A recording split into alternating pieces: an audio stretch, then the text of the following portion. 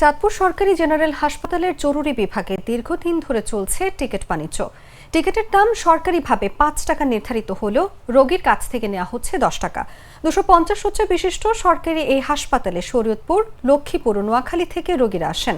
মূলত এখানে আসা রোগীরা জানেনই না জরুরি বিভাগের টিকিটের মূল্য ১০ টাকা নয়, ৫ টাকা। এদিকে জরুরি বিভাগের টিকিট কাউন্টারে ভর্তি রোগীর কাছ থেকে ১৫ টাকার বিপরীতে নেওয়া হচ্ছে ২০ থেকে ৩০ টাকা। শুধুমাত্র টিকিট বাণিজ্যের মধ্যে সীমাবদ্ধতা নয়, এখানে পেইং বেড ও কেবিনের জন্য রোগীদের গুনতে হয় বাড়তি টাকা। নির্ধারিত ফির বাইরে বাড়তি টাকা নেওয়ার বিষয়টিরও স্বীকারোক্তি দিয়েছেন দায়িত্বরত স্টাফরা। এ বিষয়ে চাঁদপুর সরকারি জেনারেল হাসপাতালের তত্ত্বাবধায়ক বলেন, হাসপাতাল কর্তৃপক্ষ ব্যবস্থা নেবে। এই টিকিটটার দাম 10 টাকা, 5 টাকার দাম, কিন্তু আমার কাছে 10 টাকা নিচ্ছে। যারা জানে না তাদের কাছে 10 টাকা করে নেয়। 5 টাকার টিকিট 10 টাকা নেয়। প্রথমে ওনারা ইমার্জেন্সিতে ডাক্তার দেখানোর জন্য ওনারা আমার কাছ থেকে 10 টাকা নিচ্ছে। তারপরে আপনারা যে সময় ছিলেন এখানে, আপনাদের উপস্থিতির কারণে ওনারা আবার 5 টাকা দিতে বাধ্য হচ্ছে। আমি এই বিষয়ে আপনাদের মাধ্যমে অবগত হলাম।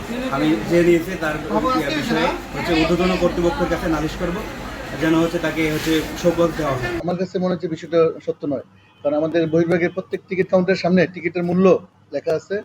যেমন বহির্ভাগের টিকিটের মূল্য 5 টাকা, আর জরুরি বিভাগের টিকিটের মূল্য 5 টাকা, ভর্তির জন্য 10 টাকা। এবং প্রতিটা টিকিটের গায়ে আমরা সিল বানিয়ে দিচ্ছি যে প্রত্যেকটা টিকিটের গায়ে টিকিটের মূল্য এবং সিল দেওয়া থাকে। কাজে আমাদের কাছেও কোনো রোগী যে ব্যাপারে অভিযোগ করে না যে